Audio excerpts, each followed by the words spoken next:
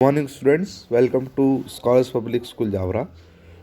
आज हम chapter number 13 जिसका नाम है साउंड, हम लोग उसका आगे का पार्ट करने जा रहे हैं, जिसके अंदर हमने कल तक हमने सक्सेशन ऑफ रेयरफेक्शन एंड अगर हम बात करें तो हमने जान लिया था कंप्रेशन के बारे में। ठीक है।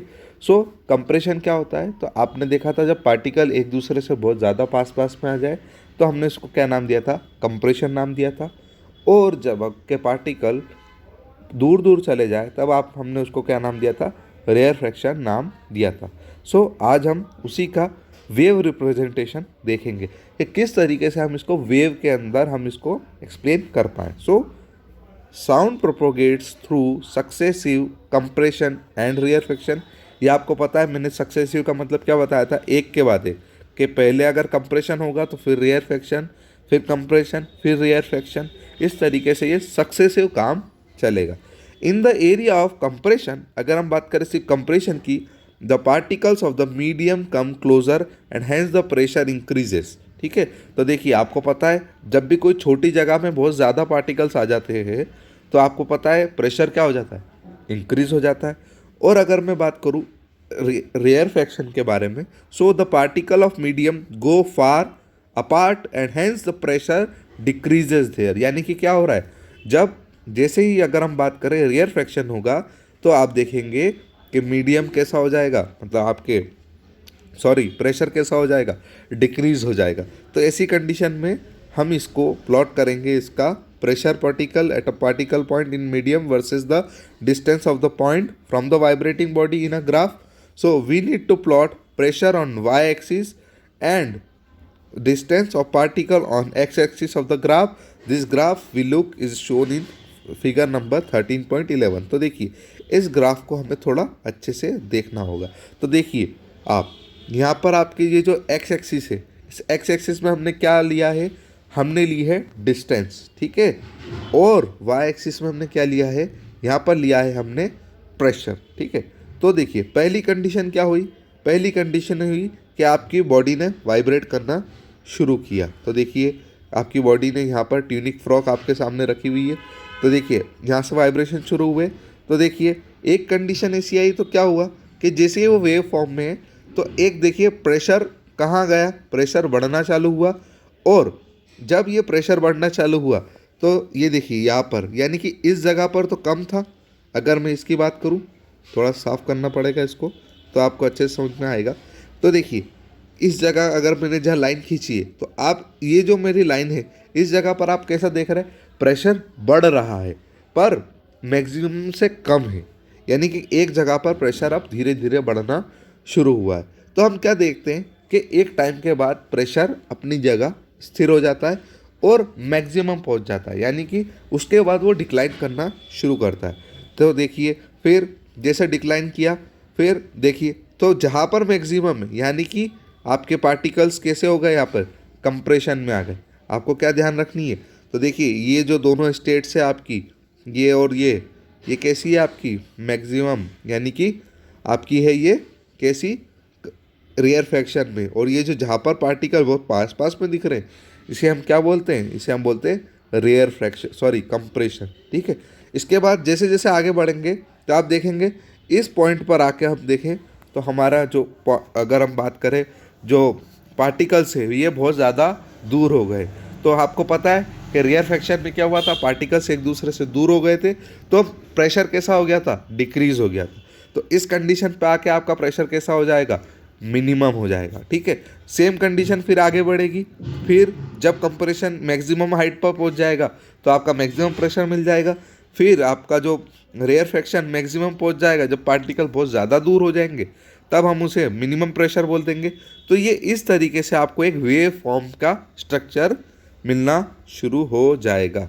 ठीक है। तो ये देखिए, आप देख रहे हैं यहाँ पर जब ये एक दूसरे के पास आना चालू हुए तो हम इसे क्या बोल दिया हमने, कंप्रेशन। और जब इस पॉइंट से इस पॉइंट, जो मैं इसे कलरफुल करता हूँ, एक मिनट, अगर इस पॉइंट से जो मैंने आपको ग्रीन करके दिखा रहा हूँ यहाँ पर, और ये पॉइंट, इन दोनों पॉइंट के बीच में देखिए पार्टिकल एक दूसरे से ज़्यादा दूर जाना शुरू हो चुके हैं। तो इसे आप क्या बोलोगे, रेयरफेक्शन, और इसे आप क्या बोलोगे, कंप्रेशन। तो आई होप आपको रेयर फ्रैक्शन और कंप्रेशन का वेव डायग्राम भी अच्छे से समझ में आ गया होगा। अब हमें पता करना है कि साउंड को मीडियम की ज़रूरत क्यों है ट्रैवल करने के लिए। तो शुरू करते हैं। तो the sound propagates as the vibration is transferred from one particle to another particle in medium. Sound can travel through solid, liquid and gaseous medium. ठीक है, 2 मिनट बच्चों। ठीक है, तो थोड़ी टेक्निकल प्रॉब्लम्स आती हैं हमें कि हमारे घर के आसपास थोड़ा रोड है, इस वजह से आवाज़ें आती है, आप लोग परेशान ना होएं। तो ठीक है। So sound propagates as the vibration is transferred from one particle to another particle in medium. Sound can travel through solid, liquid and gaseous medium. Sound can not travel through vacuum. तो अब sir आपने पूछा ये vacuum क्या होता है, तो हम पता करेंगे। वैक्यूम का मतलब ये होता है कि जब किसी एरिया में हवा भी ना हो, मतलब हवा को भी आपने क्या कर दिया हो, ख़त्म कर दिया हो, तो उसे आप क्या बोलोगे, वैक्यूम। तो देखिए, पार्टिकल टू पार्टिकल आपकी जो साउंड है इसको ट्रेवल करना पड़ेगा। इसका सबसे अच्छा एग्जांपल होता है हमारी जो आपके घर पे होगी टेबल, या आप बात करें कोई भी ऐसा ऑब्जेक्ट जो कि आवाज़ करता है।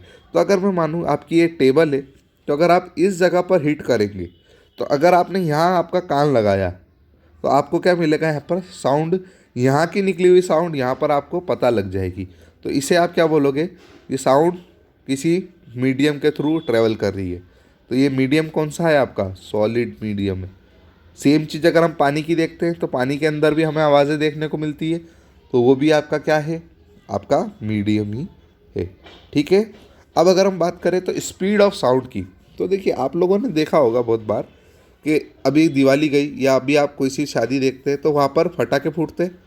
तो फटाके फूटते तो आपने अगर दूर से देखा होगा कभी, तो आप क्या देखते हैं कि एक जो लाइट है, जो आपका फटाका पहले फूट जाता है, फूट के वो ख़त्म हो जाता है और फिर आपको आवाज़ आती है। ठीक है, आपने देखा होगा। क्या मैं बोलना चाह रहा हूँ कि फटाका फूट गया वो हवा में और उसके बाद उसकी आपको आवाज़ आई। तो ऐसा क्यों हुआ, ऐसा इसलिए हुआ क्योंकि लाइट की स्पीड कम ज़्यादा होती है आपके साउंड की स्पीड से। ठीक है, तो ये 2 बात ध्यान रखनी है आपको कि दोनों की स्पीड होती है कुछ, तो आपको ये बात हमेशा याद रखनी है कि लाइट की स्पीड साउंड की स्पीड से ज़्यादा होगी। पर अब हमको पता करना पड़ेगा कि साउंड की स्पीड क्या होती है। So sound travels in different speed in different medium. तो ध्यान रखिएगा, साउंड की स्पीड अलग अलग मीडियम में अलग अलग होती है। सॉलिड में मैक्सिमम हो जाएगी और लिक्विड में या गैस में थोड़ी कम हो जाएगी।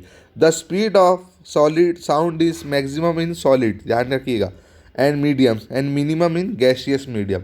ये बात आपको ध्यान रखनी है। तो अगर आपसे कोई क्वेश्चन पूछे कि साउंड की स्पीड मैक्सिमम कौन से उसमें होती है, मीडियम में, तो आपको क्या बताना है, आपको सॉलिड बताना है। Do you know that reason behind this is because particle arrangement of this medium in the solid, the particles are very closely placed, so the vibration passes very easily from one set of particle to the neighboring particle. Speed of sound in air is 340 metre पर second. तो देखिए, आप देख रहे हैं कि solid में maximum क्यों होती है। तो सॉलिड में मैक्सिमम इसलिए होगी क्योंकि हम जब अगर सॉलिड को देखते हैं तो सॉलिड के जो पार्टिकल्स है वो एक दूसरे के साथ बहुत क्लोजली अटैच्ड होते हैं, यानी कि बहुत ज़्यादा एक दूसरे के जुड़े हुए होते हैं। इससे क्या होता है कि आपकी साउंड जो है वो ईजीली एक दूसरे से आगे ट्रैवल कर पाती है। ठीक है, यानी कि आपको ये बात, मुझे आई होप आपको ये बात समझ में आ गई होगी कि मैं क्या कहना चाहता हूँ आपको। सो इसके बाद अगर हम बात करें कि साउंड की स्पीड क्या होती है, तो साउंड की स्पीड आपको ध्यान रखनी है 340 मीटर पर सेकंड। ये MS यानी आपने यूनिट्स एंड मेजरमेंट में पढ़ा होगा, मीटर पर सेकंड, यानी कि आपको ये बात ध्यान रखनी है कि 340 मीटर वो 1 सेकंड में बढ़ जाती है। ठीक है, ध्यान रखना है आपको, यानी कि इसकी स्पीड बहुत ज़्यादा है। ठीक है, और अगर हम बात करें वाटर में क्या रहेगी इसकी, तो देखिए 1500 मीटर पर सेकंड, यानी कि वाटर में और ज़्यादा होगी। और स्टील में कितनी है, 5000 मीटर पर सेकंड, यानी कि अगर इसको यूँ बोलूँ कि 5 किलोमीटर हर सेकंड में ट्रेवल करेगी ये। आप सोच लीजिए 1 सेकंड कितना होता है, और 1 सेकंड में ये 5 किलोमीटर दूर जा रही है, यानी कि आपकी साउंड की स्पीड भी बहुत ज़्यादा अच्छी खासी होती है। ठीक है, सो हमने ये बात जान ली। अब हम जानेंगे साउंड की वेव्स के बारे में, कि प्रॉपर्टीज़ क्या होती है साउंड वेव्स की, यह हम जानेंगे। सो सबसे पहली बात, sound waves propagate length wise through compression and restriction of particle of the medium. तो देखिए लेंथ वाइज यानी कि आपने देखा है ये इस तरीके से ट्रेवल करेगी, ये ध्यान रखना है आपको, ये लेंथ ही है इसकी, ठीक है। और आपको कंप्रेशन और रेयरफेक्शन में कोई डाउट नहीं होना चाहिए। और अगर हम बात करें sound wave require medium to travel, they can not propagate in vacuum. तो आपको ये बात ध्यान रखनी है कि साउंड की वेव्स को किसकी ज़रूरत है, मीडियम की ज़रूरत है, और वैक्यूम में आपकी साउंड अगर ट्रेवल नहीं हो पाएगी। ध्यान रहेगा, वैक्यूम का मतलब जहाँ हवा नहीं हो, ये बात ध्यान रखिएगा आप, ठीक है। फिर आपकी ये क्वेश्चन पॉइंट नंबर 3, क्या है आपका point number 3, sound wave gate reflected when they strike on any obstacle. तो देखिए आप लोगों ने एक बात देखी होगी, आपने देखा होगा आवाज़ का गूंजना, आपने आवाज़ का गूंजना, इको देखा, इको सुना है आपने। इको मतलब आप किसी एक पहाड़ी पर जाते हैं, वहाँ ज़ोर से चिल्लाते हैं, तो आपको क्या होता है, साउंड आपको वापस आती हुई दिखती है, कि वो साउंड रिपीट हो जाती है ना। या हम देखते 2-3 बार वो साउंड आपको आसपास दिखती है, तो ये क्या चीज़ है, ये आपकी क्या है, इको है, ठीक है। यानी कि साउंड रिफ्लेक्ट हो रही है, यानी कि जैसे लाइट रिफ्लेक्ट होती है वैसी साउंड भी किसी भी एक जगह से टकरा कर वापस आ जाती है, ठीक है।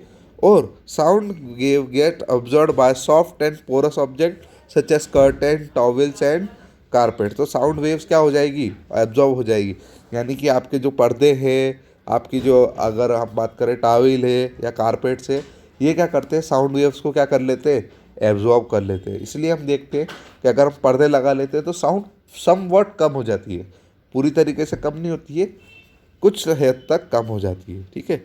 आई होप आपको अच्छे से ये समझ में आया होगा। अगले लेक्चर में हम पढ़ेंगे कैरेक्टरिस्टिक्स ऑफ साउंड के बारे में। तब तक के लिए आप इसको अच्छे से पढ़ते रहिए। Thank you so much, God bless you all.